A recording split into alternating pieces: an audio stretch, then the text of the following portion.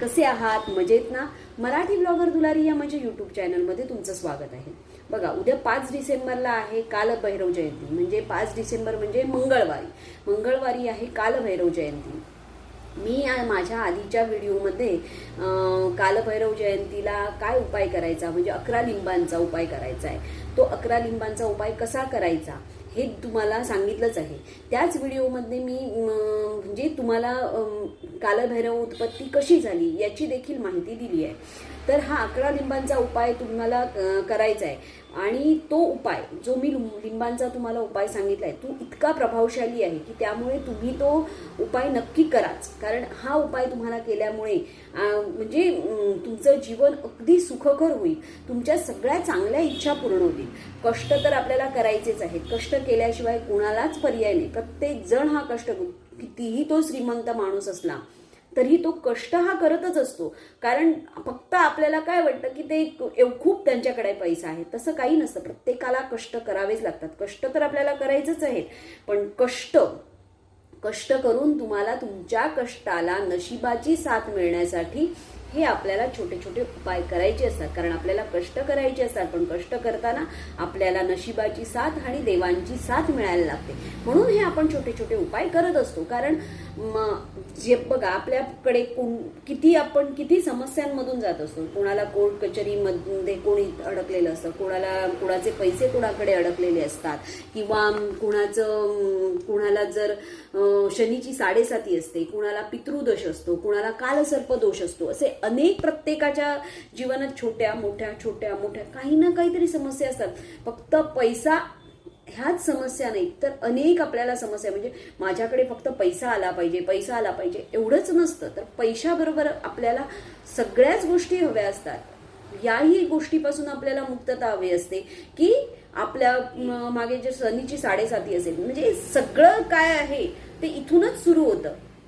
जे आपण म्हणतो की माझ्याकडे पैसा नाही, माझ्याकडे पैसा टिकत नाही, असं नुसतं नाही. तर आपल्याकडे याही गोष्टी, म्हणजे आपले ग्रह दोष, आपले जे काही 7.5 कालसर्प किंवा अनेक ज्या काही समस्या आहेत त्या सगळ्या अशाच असतात. त्यामुळे काय, या सगळ्या दूर करायच्या असतात आपल्याला. कारण या दूर करण्यासाठी आपल्याला कशाची तरी साथ लागते. मग आपण काय करायचं? कालभैरव देवता हे अगदी न्यायप्रिय आहेत. म्हणजे ते सगळ्यांसाठी न्याय करतात. कालभैरव देवता हे सगळ्यांसाठी न्याय करतात. त्यांच्याकडे बघितलं की तुम्हाला असं वाटणार, कारण त्यांच्या हातात एक त्रिशूळ आहे, खडवांग आहे, आणि एका हातात त्यांच्या एक मुंडकं आहे. त्याच्यामुळे तुम्हाला असं वाटेल, अरे बापरे, हे किती रुद्र, म्हणजे त्यांचा अवतार बघून तुम्हाला असं वाटेल हे तंत्रमंत्र देवता आहेत. हो, बरोबर, ते तंत्रमंत्रच देवता आहेत. पण तुम्ही त्यांना घाबरून जाऊ नका, घाबरायचं नाही. मी पहिलाच तुम्हाला सांगितलं, त्या देवतेचा फोटो किंवा मूर्ती आपल्या घरात ठेवायची नाही, पण त्यांची पूजा अर्चा, त्यांचं स्तोत्र, त्यांचं अष्टक हे आपण रोज घरात म्हणायचं. त्यामुळे आपल्यावर असणारी जी काही शनीची 7.5 आहे, निगेटिव्हिटी आहे, किंवा कोणी करणीबाधा केली आहे, किंवा कोणी तंत्रमंत्र जादूटोणा केला, ते सगळं या एका स्तोत्रामुळे, एका अष्टकामुळे तुमचं सगळं कमी होईल, हे नक्की. आणि ह्या 5 डिसेंबरला तसं बघा, आपल्याला कसं आहे, म्हणजे शिवशंकरांना कसं आहे की कोणावर अन्याय होत असेल तर ते काय करतात, तेव्हाच ते आपला 3रा डोळा उघडतात. कारण त्यांना कोणावरही अन्याय झालेला आवडत नाही. मग शिवशंकरांचाच अवतार म्हणजे कोण आहे, तर कालभैरव. म्हणून त्यांना, कालभैरवांना घाबरून जायचं नाही. कारण तुम्हाला म्हणजे अगदी आपण कायम निष्ठेने व चांगल्या मनाने त्यांची पूजा केली तर ते तुम्हाला त्या सेवेचं 100 पटीनं फळ देणार. कारण आपल्या मनामध्ये एक निष्ठा असली पाहिजे, एक आदर असला पाहिजे, तेव्हाच आपल्याला त्या समोरची व्यक्ती आपल्याला त्याचं फळ देते. त्यामुळे कितीही तुम्ही तुमच्या निष्ठेने केलं तर तुम्हाला कुठलाही देव, म्हणजे तुमची कुलदेवता असू दे, आणि स्वामी समर्थ असू दे, दत्तगुरु महाराज असू दे, किंवा अनेक तुमचे कुठलेही देव असतील, ते निष्ठेने जर तुम्ही त्यांची पूजा अर्चा केली तर ते तुम्हाला नक्कीच त्याचं 100 पटीने फळ देते. म्हणून आपण काय करायचं, म्हणून काय करायचं, तुम्ही दर रविवारी, म्हणजे कालभैरवांचा वार कुठला तर रविवार, दर रविवारी कालभैरवांना मोहरीच्या तेलाचा दिवा लावायचा आणि दर रविवारी त्यांचं दर्शन घ्यायचं. दर रविवारी त्यांचं दर्शन घ्यायचं. पण तुम्ही आता काय करत असाल, कालभैरवांच्या देवळात किंवा समजा शनिवारी मारुतीच्या देवळात जाता आणि काय करता, बाहेर तेल विकत घेता आणि ते तेल घेऊन देवळात अर्पण करता. पण तसं करायचं नाही. कारण शनिवारी किंवा कालभैरवांना सुद्धा देखील बाहेर तेल विकत घेऊन ते अर्पण करायचं नाही, तर आपल्या घरातून तेल घेऊन जायचं. केव्हाही एक गोष्ट लक्षात ठेवा, आपण जेव्हा देवाला बाहेर पडतो ना, तेव्हा घरातून नारळ किंवा तेल हे आपल्या घरातून न्यायचं. तिथे बाहेर जाऊन विकत घेऊन ते देवाला अर्पण करायचं नाही. त्यामुळे शनिवारी तर चुकूनही तेल विकत घेऊन मारुतीला अर्पण करू नका. कारण बघा, तुम्ही शनिवारी असंही आपण तेल शनिवारी कधी घेतच नाही. आणि जर तुम्ही शनिवारी तेल शनीची 7.5 कमी होण्यासाठी म्हणून घेतलं, तर शनीच्या 7.5चा त्रास तुम्हाला दुपटीने होतो. त्यामुळे ही चूक कधीच करू नका की बाहेर तेल घेऊन तुम्ही ते मारुतीला अर्पण करता. आणि म्हणजे ज्या दिवशी त्यांची जयंती आहे त्या दिवशी तरी तुम्ही म्हणजे दर रविवारी, आता तुमच्यापासून खूप लांब देऊळ असेल आणि तर जर तुम्हाला त्या ठिकाणी जायला जमत नसेल, जसं आमच्याकडे खूप लांब देऊळ आहे, आम्हाला दर रविवारी जाणं शक्य नाही, तर या जे जयंती आहे कालभैरव बाबांची त्या दिवशी तरी नक्की जा. म्हणजे अगदी मी तुम्हाला नक्की सांगते की तुम्ही नक्की जा, अनुभव घ्या आणि मला कमेंटमध्ये सांगा की तुम्हाला काय अनुभव आला. मी जो तुम्हाला आता पुढे उपाय सांगणार आहे त्या उपायाने जर तुम्हाला अगदी म्हणजे खरोखरच तुमचं सोनं होईल आणि तुम्ही हा उपाय करून बघा आणि हे केल्यामुळे तुम्हाला त्याचा नक्की फायदा होणार. ज्यांना बघा, तुम्हाला ज्यांना शनीची 7.5 आहे त्यांनी कालभैरव मंदिरात मोहरीच्या तेलाचा दिवा दर रविवारी लावायचा. ज्यांना शनीची 7.5 मारुतीला देखील लावा, पण शनीची 7.5 असलेल्यांनी रविवारी देखील कालभैरव बाबांना दिवा लावायचा. मग तुमच्या लक्षात देखील येणार नाही की अरे ही माझी 7.5 वर्ष कशी निघून गेली. 7.5 वर्ष तुमची अशी चांगल्या प्रकारे निघून जातील, तुम्हाला कळणारही नाही किंवा त्याच्या 7.5ची जाणीव देखील तुम्हाला होणार नाही.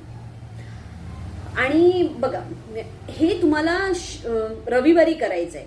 आणि रविवारी करताना, आता रविवारी जेव्हा तुम्ही दर रविवारी जेव्हा देवळात जाणार त्यावेळेला कालभैरव मंदिरात त्यांची आरती देखील असते. त्यावेळेला तुम्हाला त्यांची आरती देखील तिथे करायची आहे. आता ज्यांची कामं होत नाही, ज्यांना सगळ्या खूप अडचणी आहेत, पैशांच्या अडचणी आहेत, कर्जबाजारी आहेत, जिकडे कोणाचे पैसे अडकलेत, कोर्ट कचेरीमध्ये आहेत, त्यांनी शिवमंदिरात जायचं. शिवलिंगावर जल अभिषेक करून शिवाला म्हणजे जल अभिषेक शिवलिंगावर करायचा आणि तिथे 101 बेलपत्र व्हायचं. आणि शेवटचं म्हणजे 101 म्हणजे एक बेलपत्र जेव्हा तुम्ही वाहणार तेव्हा कालभैरवांचा जप करायचा. यामुळे तुमच्या सगळ्या समस्या म्हणजे ज्या काही समस्या आहेत त्या दूर होण्यास मदत होईल. असं तुम्हाला जोपर्यंत तुमची जी समस्या आहे ती दूर होत नाही तेवढे दिवस तुम्हाला ते करायचं. म्हणजे रोज, उद्या फक्त कालाष्टमीला जाऊन करायचं तर नाही, तर हे रोज करायचं आहे तुम्हाला शिवलिंगावर अभिषेक. मग जोपर्यंत तुमची समस्या दूर होत नाही तोपर्यंत हे तुम्हाला जाऊन करायचं.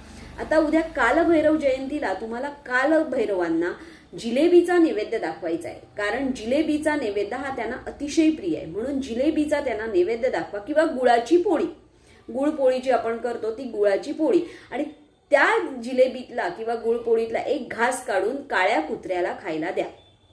असं तर आपण रोजच कुत्र्यांना खायला घालायचं असतं. कारण कुत्रा हे जसं कालभैरवांचं वाहन आहे तसं दत्तगुरूंच्या बाजूला, स्वामी समर्थांच्या बाजूला देखील कुत्रा बसलेला असतो. त्यामुळे कुत्र्याला तुम्ही कायमच खाऊ घालायचं. कुत्र्याला कधीच म्हणजे कुत्रा जर दारात आला तर त्याला हाकलायचं नाही, तर त्याला खाणं घालायचं. आणि कुत्र्यावर जितकी तुम्ही माया कराल ना तितकं तो म्हणजे कुत्रा हा अतिशय प्रेमळ आहे, त्याच्यामुळे तो तुम्हाला कधी त्रास देणार नाही. त्यामुळे कुत्र्यावर कायमच माया करा. आता तुम्हाला काय करायचंय तर त्या दिवशी आणि एक उपाय काय करायचा आहे तर तिन्ही सांजेला 5 लिंब घ्यायची. ती लिंब आपल्यावर अशी म्हणजे आपण जी ओवाळणी करतो त्यावेळेला जशी अशी अँटी क्लॉकवाईज जी फिरवतो तसं ती आपल्यावरून 5 वेळा 5 लिंब फिरवायची. 7 वेळा ती आपल्यावरून फिरवायची.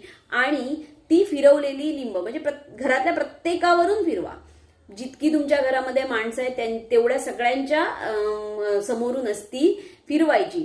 किती 7 वेळा असं 5 लिंब घेऊन ती 7 वेळा फिरवायची आणि नंतर ती लिंब कुठच्या तरी निर्जन स्थळी म्हणजे जिथे कोणाचाही पाय पडणार नाही, आपल्यामुळे दुसऱ्या कोणालाही त्रास होणार नाही अशा ठिकाणी नेऊन टाकायची. कारण तुम्ही उतरवलेली लिंबावर दुसऱ्या कोणाचा पाय पडला आणि त्यांना त्रास झाला तर ते अतिशय वाईट आहे. त्याच्यामुळे आपण तसं करायचं नाही आणि ती नेऊन तिथे निर्जन स्थळी टाकायची. आता तुम्हाला आणखीन एक उपाय करायचा आहे. 1.25 मीटर काळे कापड घ्यायचे, त्यात 1.25 ग्रॅम तीळ घालायचे, 11 रुपयांची नाणी म्हणजे 1 रुपयांचीच नाणी असावी अशी 11 नाणी घालायची आहेत आणि त्यात थोडासा गुळ घालायचा आहे. अशी ती एक पोटली घट्ट बांधायची आणि म्हणजे ती काळ्या कापडात ह्या सगळ्या वस्तू घालायच्या आणि ती पोटली घट्ट बांधायची म्हणजे त्याची गाठ घट्ट बांधायची आणि ही पोटली कालभैरवांच्या देवळात ठेवायची. तिकडे एक सुगंधी उदबत्ती लावायची व कालभैरवांना हात जोडून डोळ्यात 2 तरी थेंब पाणी आणून अक्षरशः कळकळीने विनंती करायची की जे तुमच्या म्हणजे मनात जी काही इच्छा आहे ती अगदी कळकळीने डोळ्यातून पाणी 2 थेंब अश्रू आणून पाणी आणून म्हणायची. त्यामुळे तुमचे अश्रू येताच कालभैरव बाबा अगदी तुमचं काम चुटकीसरशी करणार. म्हणजे यात शंकाच नाही. करून बघा, अनुभव घ्या आणि मला कमेंटमध्ये सांगा. कारण हा जो उपाय आहे म्हणजे मी कालच्या व्हिडिओमध्ये सांगितलेले आज सांगितलेले हे सगळे उपाय सगळे अगदी जाणीव आहेत आणि नक्की करून बघा. तुम्हाला त्याचा काय अनुभव येतो आणि मला असं वाटतं वाईट तर नक्कीच येणार नाही, चांगलाच अनुभव येईल आणि तुम्ही केला आणि तुम्हाला जर चांगला अनुभव आला तर मला देखील त्या तुम्हाला आलेल्या चांगल्या अनुभवातून मला देखील बरं वाटेल. कारण तुम्हाला काही चांगले अनुभव आले तर मला त्याचा खूप आनंद आहे. त्यामुळे तुम्ही नक्की करा. श्री स्वामी समर्थ.